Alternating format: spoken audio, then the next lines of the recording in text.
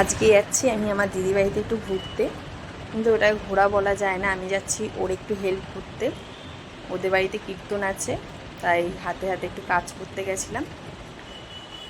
রাত্রিরে বাড়ি ফেরত আসবো বলে ওর জন্য 2 মেয়েকে নিয়ে নিই আমি আমার বর্দি চলে গিয়েছিলাম। আমাকে কেমন লাগছে অবশ্যই কমেন্ট করে জানাবেন। হ্যালো এভরিওয়ান, শুভ দুপুর। আশা করছি আপনারা সবাই ভালো আছেন। এই যে আমার বর্দি রান্না করছিল। আজ রান্না হয়েছিল রাইস, আলুর দম, বেগুনি, চাটনি, পাঁপড়, আর সঙ্গে তো মিষ্টি আছেই।